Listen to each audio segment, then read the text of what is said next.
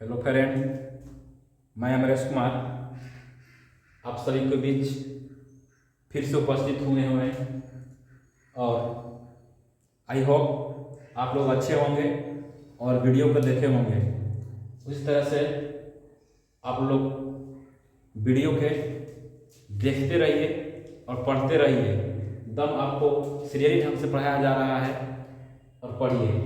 देखिए, पिछले क्लास में हम आवेश संरक्षण सिद्धांत बताए थे, आवेश का क्वांटमीकरण बताए थे और उस बताने के बाद लेक्चर नंबर यानी कि हम 4 में पहुंच चुके हैं और इसमें हम लोग पढ़ने वाले हैं आवेशन की विधियां। आवेशन की विधियां यानी किसी वस्तु को हम कैसे आवेशित करेंगे, इसको बारे में हम लोग पढ़ रहे हैं। मेथड ऑफ चार्ज, आवेशन की विधियां यानी कि आवेशन ऑफ चार्ज, हम किसी वस्तु को हम कैसे आवेशित करेंगे। पहला है घर्षण विधि। घर्षण विधि पहला है घर्षण विधि। हम आपको लिख दिए हैं एक घर्षण विधि। जब दो वस्तु को आपस में, यानी घर्षण विधि को परिभाषा सुनो, जब दो वस्तु को आपस में घर्षण कराया जाता है, जब दो वस्तु को आपस में घर्षण कराया जाता है तो वस्तु आवेशित हो जाता है। तो वस्तु क्या हो जाता है? आवेशित हो जाता है। उसी को हम बोलते हैं घर्षण विधि बोलते हैं। फिर से समझो मेरे रसूले, घर्षण विधि आप इसका उपयोग किए होंगे। जैसे देखिए, आपस में दोनों हाथ को रगड़ रहे हैं तो इसमें घर्षण होने के कारण उष्मा उत्पन्न होता है, यानी कि यहाँ से हीट उत्पन्न होता है, घर्षण होता है, आवेश उत्पन्न होता है। जब दो वस्तु को आपस में घर्षण कराया जाता है तो वस्तु आवेशित हो जाता है। उसी को बोलते हैं घर्षण विधि। जैसे एटमोस्फेरिक लाइट होता है, एटमोस्फेरिक लाइट होता है। और एग्जाम्पल हम बहुत सारा लिखे मेरे दोस्त कि जब दो वस्तु को आपस में घर्षण कराया जाएगा तो क्या होगा।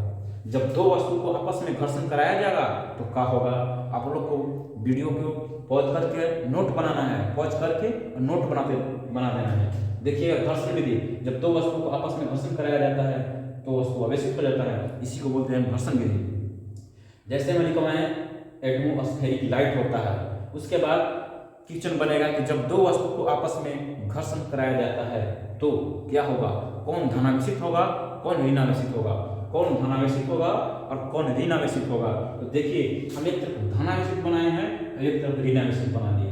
देखिए, धनावेशित में सूखा बाल क्या होता है, सूखा बाल और कंघी।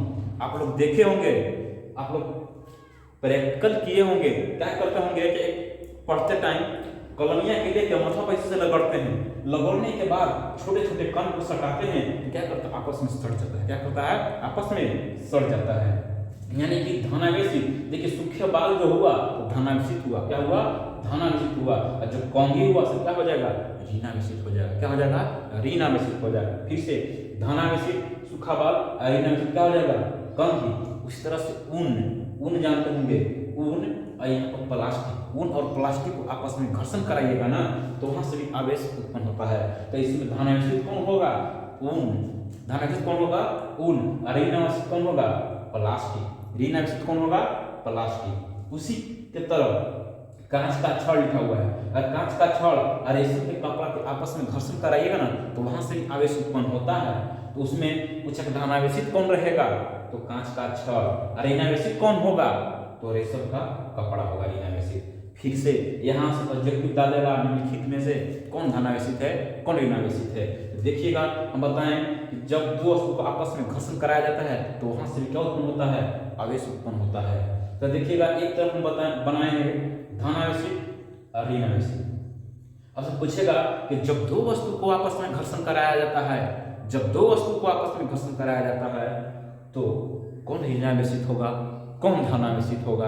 तब क्या करना है, देखिए यहाँ पर लिखा हुआ है सूखा बाल और कंघी। बताएं तो कि सूखा बाल में कंघी से घर्षण कराइएगा तो आवेश उत्पन्न होता है। क्या होता है, आवेश उत्पन्न होता है। तो सूखा बाल जो धनावेशित होगा और ऋणावेशित क्या हो जाएगा, कंघी। यह बता रहे हैं। अभी सर्दी का टाइम है, कपड़ा उतारिएगा ना, ऊन वाला जो कपड़ा होता है ना, गर्मी हम लोग के देने के लिए लगने के लिए पहनते हैं ऊनी कपड़ा। तो चिड़चिड़ की आवाज उत्पन्न होता है, क्या हो रहा है, घर्षण हो रहा है, क्या हो रहा है, घर्षण, वहां से आवेश उत्पन्न हो रहा है। तो सूखा बाल और कंघी, सूखा बाल धनावेशित हो जाएगा और कंघी ऋणावेशित हो जाएगा। ऊन क्या होगा, ऊन और प्लास्टिक में घर्षण करेंगे तो आवेश उत्पन्न होता है मेरे दोस्त। तो यहाँ से ऊन हो जाएगा धनावेशित और प्लास्टिक क्या हो जाएगा, ऋणावेशित। यहाँ पर कांच का छड़ और रेशम का कपड़ा, कांच का छड़ और रेशम के कपड़ा के बीच घर्षण कराइएगा ना तो यहाँ से आवेश उत्पन्न होता है। तो उसको पूछा कौन धनावेशित है और कौन ऋणावेशित है, तो यहाँ पर कांच का छड़ हो जाएगा धनावेशित, कांच का छड़ क्या हो जाएगा, धनावेशित, और ऋणावेशित क्या हो जाएगा, रेशम का कपड़ा। ये मेथड नंबर 1 है, यानी पहला विधि है घर्षण विधि द्वारा। दूसरा विधि देखिएगा, हम लोग पढ़ेंगे, लिख के पढ़ेंगे, ये हम लोग लिख के देखेंगे किस तरह से वीडियो आता है। तो चलिए इसको हम मिटाते हैं। देखिएगा दूसरा है चालन विधि।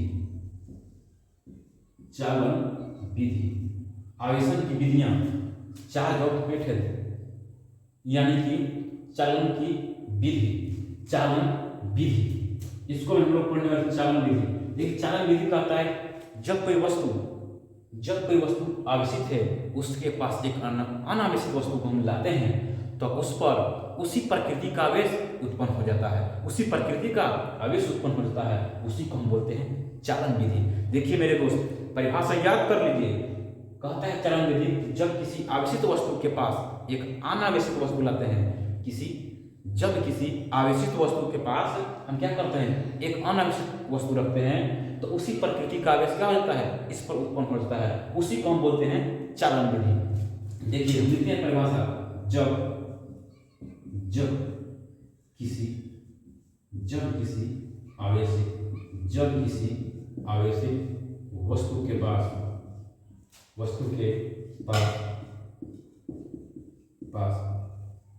अनावेशित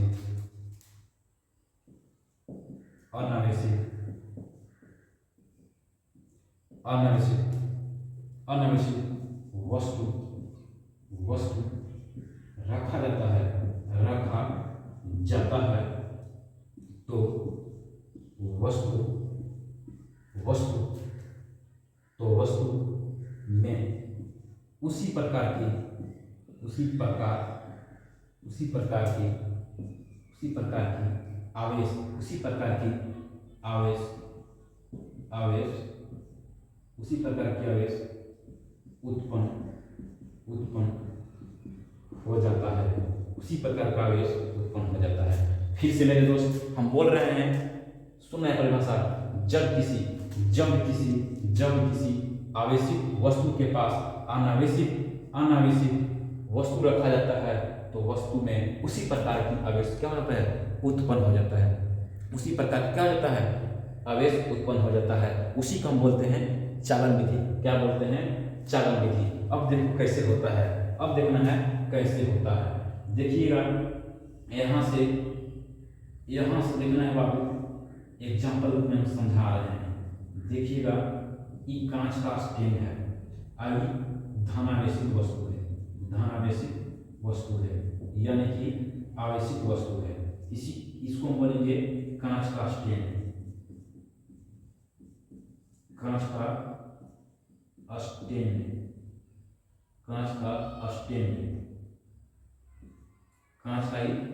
है, ये कांच का क्या है, स्टैंड है। देखिएगा ये आवेशित वस्तु है, इसी के पास हम क्या रखेंगे, अनावेशित वस्तु रखेंगे,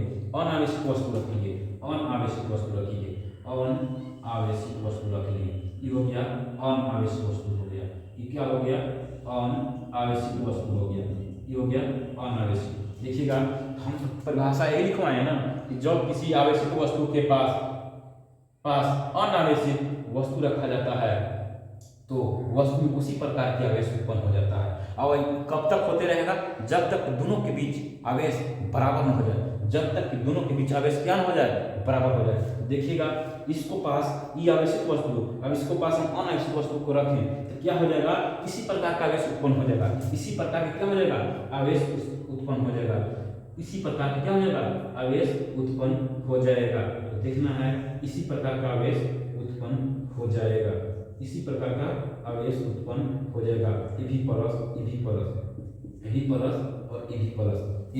और ए भी प्लस देखना है अब देखना है, अब कब तक, जब तक पता है, जब तक कि आपस में आवेश क्या न हो जाए, बराबर हो जाए, आपस में क्या न हो जाए, आवेश बराबर हो जाए, क्या हो जाए, बराबर न हो जाए।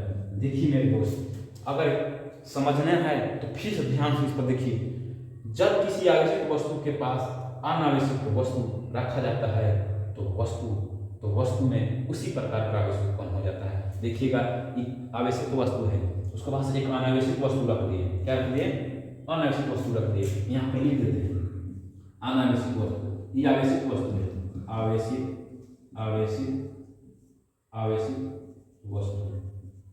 देखिएगा, ये आवेशित वस्तु है, अब इसको पास हम क्या रखे हैं, ये अनावेशित वस्तु रखे हैं, इसको क्या रखे हैं हम, अनावेशित वस्तु है, ये अनावेशित वस्तु है, इसको आपस में स्पर्श मान के संपर्क में है, संपर्क में है, ये क्या है, अनावेशित वस्तु है।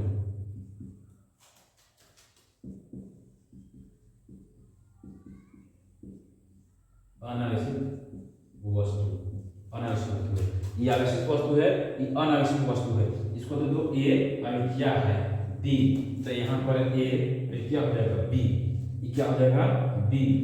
बताइए, हम तो इसमें लिखवाए हैं पहले बार, जब किसी आवेशित वस्तु के पास अनावेशित वस्तु रखा जाता है तो वस्तु में उसी प्रकार के आवेश उत्पन्न हो जाता है, इसे चालन विधि कहते हैं। देखिए, आवेशित वस्तु है, कांच का छड़ है, ये कांच के छड़ है, समझ लीजिए, दोनों इस तरह से स्टैंड है, कांच के छड़, इस पर अनावेशित वस्तु है, ये आवेशित वस्तु है। अगर समझ में ना आए तो कमेंट बॉक्स में जरूर लिखना।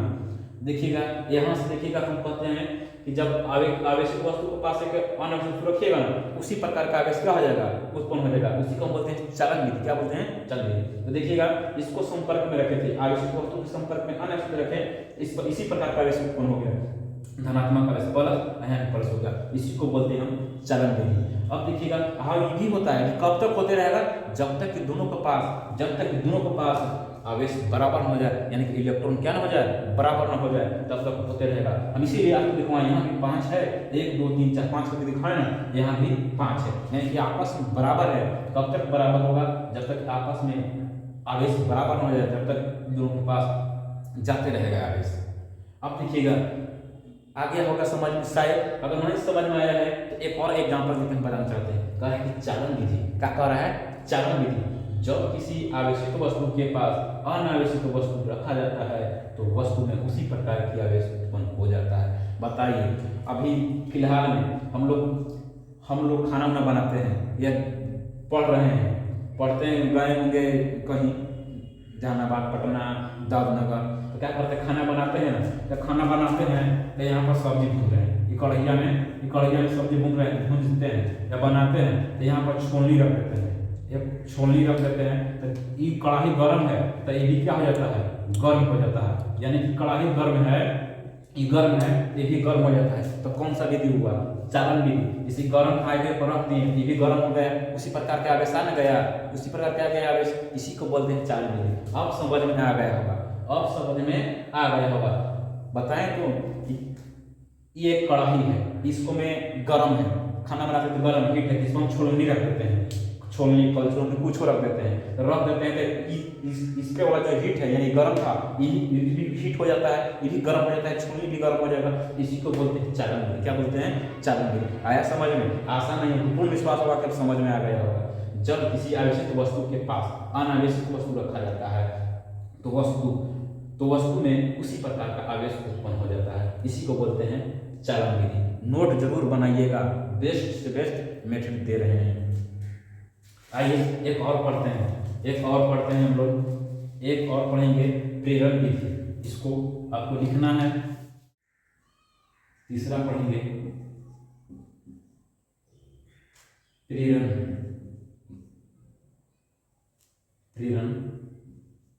विधि।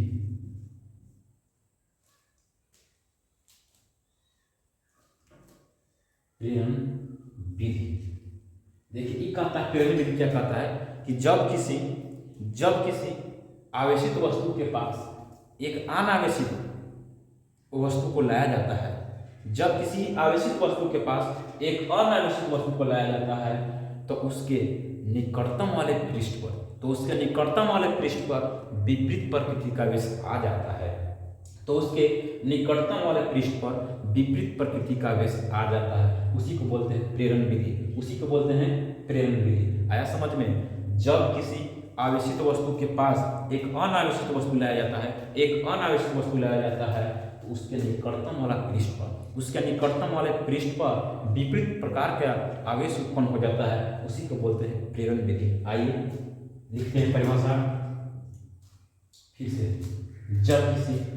जब किसी आवेशित वस्तु के पास, जब किसी आवेशित वस्तु के पास एक अनावेशित वस्तु रखा जाता है, तो उसके निकटतम वाले पृष्ठ पर, उसके निकटतम वाले पृष्ठ पर विपरीत प्रकृति का आवेश आ जाता है, उस प्रेरण विधि का क्या कहते हैं? प्रेरण विधि कहते हैं। आइए हम देखते हैं किस तरह से होता है। देखिए यहाँ पर सबसे पहले देखिएगा, यहाँ से देखिए हम बना लेते हैं। ये क्या है? कांच का स्टैंड है, कांच का स्टैंड, कांच का स्टैंड मान लो ए है, चाहे आइए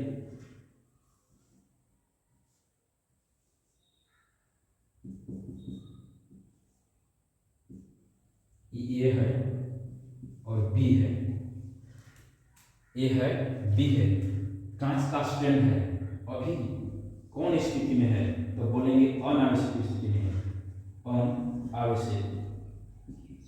अनावश्यक वस्तु है। क्या है? अनावश्यक वस्तु है। अभी अनावश्यक वस्तु दोनों है, ए और बी अनावश्यक वस्तु है। यहाँ पर भी लिख सकते हैं ए और बी क्या है? अनावश्यक वस्तु है। अब इसको पास देखिएगा, जब हम इसको पास एक छड़ रखते हैं, एक हम क्या रखेंगे? छड़। क्या रखेंगे? छड़। देखिएगा यहाँ से हम क्या ले लिए? इस छड़ ले लिए, धनावेशित क्या हो गया? छड़ है। क्या है? धनावेशित क्या है? छड़ है। धनावेशित क्या है? छड़ है। अब देखिए गोल गोला बना लेते हैं, गोला बी है, वस्तु बी है। हम तो लिखवाए हैं परिभाषा। अब देखो मेन यही समझना है, जब किसी आवेशित वस्तु के पास एक अनावेशित वस्तु रखा जाता है, तो उसके निकटतम वाले पृष्ठ पर विपरीत प्रकृति का आवेश आ जाता है, उसे प्रेरण विधि कहते हैं। आइए तो देखिए, समझिए पहले कि क्या है? वस्तु नंबर ए और वस्तु नंबर बी, अभी दोनों कौन स्थिति में है? दोनों कौन स्थिति में बताइए? अनावेशित वस्तु है, अभी अनावेशित वस्तु है, या उदासीन वस्तु दोनों कह सकते हैं, ये भी कह सकते हैं। देखिए कांच का स्टैंड है। अब देखिएगा, हम तो यही बताएं कि आवेशित वस्तु के पास एक अनावेशित वस्तु रखा जाता है, तो क्या होता है? उस पर विपरीत प्रकृति का आवेश आ जाता है। तो यहाँ पर प्लस प्लस है, क्या है? प्लस प्लस है। तो यहाँ पर कैसा आवेश आ जाएगा? माइनस माइनस आ जाएगा। क्या आ जाएगा? माइनस माइनस आ जाएगा। यहाँ पर क्या आ जाएगा? बताइए, इसके निकटतम पृष्ठ यही न हुआ, धनावेश वस्तु है या अनावेशित वस्तु है, तो इसको बताइए इसके निकटतम वाला पृष्ठ पर क्या आ रहा है? निकटतम वाला पृष्ठ पर विपरीत प्रकृति का आवेश आया कि नहीं है? निकटतम वाला पृष्ठ पर विपरीत प्रकृति का आवेश आया कि नहीं? आ गया। ये प्लस प्लस पृष्ठ आ गया, माइनस माइनस। यहाँ क्या आ जाएगा? बताइए प्लस प्लस। क्या आ जाएगा? प्लस प्लस आ जाएगा। क्या आ जाएगा? Plus plus. आया समझ में? जो बोले थे से, जब किसी आवेशित वस्तु के पास एक अनावेशित वस्तु रखा जाता है, तो उसके निकटतम वाले पृष्ठ पर विपरीत प्रकृति का आवेश आ जाता है, उससे क्या बोलते हैं? प्रेरण विधि बोलते हैं। ये अनावेशित वस्तु है, यहाँ कांच का ये स्टैंड बोलते हैं, ए और बी है। तो यहाँ से एक आवेशित वस्तु हम निकाल लिए, कांच का छड़ है, बच्चे इसको बोल सकते हैं ये आवेशित छड़ है। ये आवेशित छड़ है, आवेशित छड़ है, आवेशित छड़ है। तो बताइए आवेशित छड़ है, उसके पास अनावेशित वस्तु है, उसको विपरीत वाला पृष्ठ पर, विपरीत वाला पृष्ठ पर, इसके निकटतम वाला पृष्ठ पर विपरीत प्रकृति का आवेश आ जाता है। आ गया प्लस प्लस, इसको माइनस माइनस, इसको कैसा आ जाएगा? प्लस प्लस आ जाएगा। अब देखिएगा यहाँ से हम क्या करेंगे से बताओ। अब यहाँ से अब बताइएगा कि दोनों आ गया, माइनस माइनस किया गया, प्लस प्लस। यहाँ से हम क्या करेंगे? इसको अलग अलग लिखेंगे, छड़ के, या क्या करेंगे? छड़ के हटाएंगे तो क्या होगा? छड़ के हटाएंगे तो क्या होगा? बताइए। छड़ के हटाएंगे तो माइनस माइनस रहेगा। क्या रहेगा? माइनस माइनस रहेगा। अब देखना है यहाँ से क्या करेंगे? अब बताइए, यहाँ से इसको अलग अलग कर सकते हैं। यहाँ से यहाँ से इसको छोड़ के हटा देंगे तो क्या हो जाएगा बताइए। इसको छोड़ के हटा दीजिएगा, इसको यहाँ पर भी माइनस आ जाएगा, यहाँ यानी कि सबको क्या हो जाएगा माइनस हो जाएगा। क्या हो जाएगा माइनस आवेश हो जाएगा, माइनस आवेश। ये हो जाएगा कांच का स्टैंड और यहाँ पर क्या हो जाएगा ये हो जाएगा प्लस प्लस, क्या हो जाएगा यहाँ पर प्लस प्लस प्लस। इसको अलग कर लिए, क्या कर लिए अलग कर लिए। ये देखिएगा अनावश्यक वस्तु है, इसको अनावश्यक वस्तु है। हम बताएं कि जब किसी आवश्यक वस्तु के पास एक अनावश्यक वस्तु रखा जाता है तो उसके निकटतम वाले पृष्ठ पर विपरीत प्रकृति का आवेश आ जाता है, उसे प्रेरण विधि कहते हैं, उसे प्रेरण विधि कहते हैं। देखिए ए और बी अनावश्यक वस्तु है, ये कांच का छड़ है, इसके पास एक आवेशित छड़ रखे, इसके निकटतम पृष्ठ, इसके निकटतम पृष्ठ क्यों हुआ तो विपरीत प्रकृति का आवेश आ जाएगा। यहाँ पर देखिएगा, यहाँ पर माइनस, यहाँ पर क्या हो जाएगा प्लस।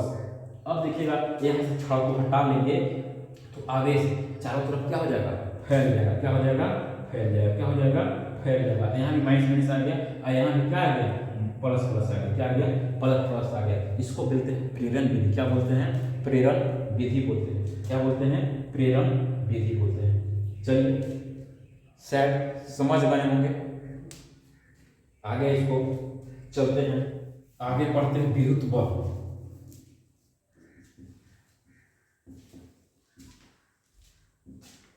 विद्युत बल इलेक्ट्रिक फोर्स, इलेक्ट्रिक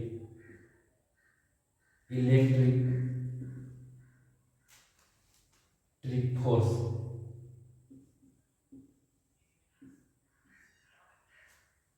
विद्युत बल, देखिएगा विद्युत बल किसे कहते हैं, विद्युत बल किसे कहते हैं। सुनो विद्युत बल की परिभाषा। वैसा बल जो दो सजातीय या विजातीय आवेश के बीच लगता है। फिर से सुनो रे, वैसा बल जो दो सजातीय या विजातीय आवेशों के बीच लगता है, वैसा बल जो दो सजातीय या विजातीय आवेशों के बीच लगता है विद्युत बल कहलाता है। क्या कहलाता है विद्युत बल कहलाता है। क्या परिभाषा है, बहुत सिंपल परिभाषा है। वैसा बल जो दो सजातीय या विजातीय आवेशों के बीच लगता है, वैसा बल जो दो सजातीय विजातीय आवेशों के बीच लगता है विद्युत बल कहलाता है। आइए वैसा बल लिखते हैं परिभाषा इसको। वैसा बल जो दो सजातीय या विजातीय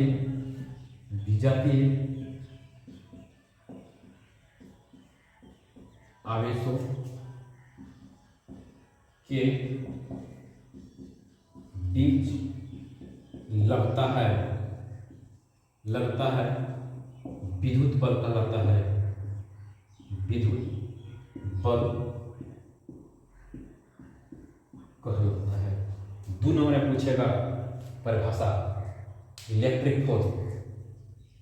वैसा बल जो दो सजातीय या विजातीय, वैसा बल जो दो सजातीय या विजातीय आवेशों के बीच लगता है विद्युत बल कहलाता है। क्या कहलाता है विद्युत बल कहलाता है। अब देखिएगा इसको परिभाषा दिखाते हैं। विद्युत बल, वैसा बल जो सजातीय या विजातीय आवेशों के बीच लगता है विद्युत बल कहलाता है। आगे इसको हम लोग पढ़ने वाले हैं विद्युत बल की विशेषताएं। विद्युत बल की विशेषताएं, विद्युत बल की विशेषताएं जानते हैं, विद्युत बल की जानते हैं विशेषताएं। देखिएगा विद्युत बल की विशेषताएं क्या होगा, पहले सुन लो, इसको बाद में लिखवाएंगे।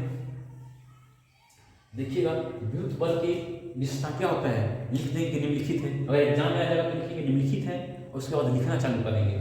विद्युत बल एक संरक्षी बल है। विद्युत बल कैसा बल है, एक संरक्षी बल है। उसके बाद बोलेंगे विद्युत बल। विद्युत बल दूसरा, पहला हम बताएं विद्युत बल एक संरक्षी बल है। उसके बाद दूसरा बोले विद्युत बल केंद्रीय बल का उदाहरण है। विद्युत बल केंद्रीय बल का क्या है उदाहरण है। दूसरा बताएं कि विद्युत बल केंद्रीय बल का उदाहरण है। विद्युत बल एक संरक्षी बल है। ये बताए ना दो। अब देखना है विद्युत बल एक संरक्षित बल है और विद्युत बल एक केंद्रीय बल का उदाहरण है। उसके बाद लिखेंगे कि विद्युत बल निजवार विद्युत बल वैसा बल जो सजातीय विजातीय आवेशों के बीच लगता है विद्युत बल कहलाता है। यानी कि लिखेंगे सजातीय आवेशों के बीच क्या होता है, बताओ पढ़ाएं कि सजातीय आवेशों के बीच क्या होता है। सजातीय आवेश समान समान रहता है तो क्या होता है, विकर्षित करता है। क्या करता है, विकर्षित करता है। तो आइए यहाँ तक परिभाषा लिखिए। वैसा बल जो सजातीय विजातीय आवेशों के बीच लगता है विद्युत बल कहलाता है। और इसका विशेषता हम अगले क्लास में लिखवाएंगे। चलिए आप लोग इसको अच्छा से नोट तैयार कीजिए जो आप लोग का बहुत मदद करेगा पढ़ने में। नोट्स जो होता है ना, नोट्स थोड़ा अगर कुछ मत करो अभी इसको पढ़ो और नोट बनाओ और याद करते रहो, कहीं नहीं जाएगा। आपके एग्जाम में 100% लड़ेगा, यहाँ से वादा करते हैं। तो जय हिंद प्यारे दोस्त।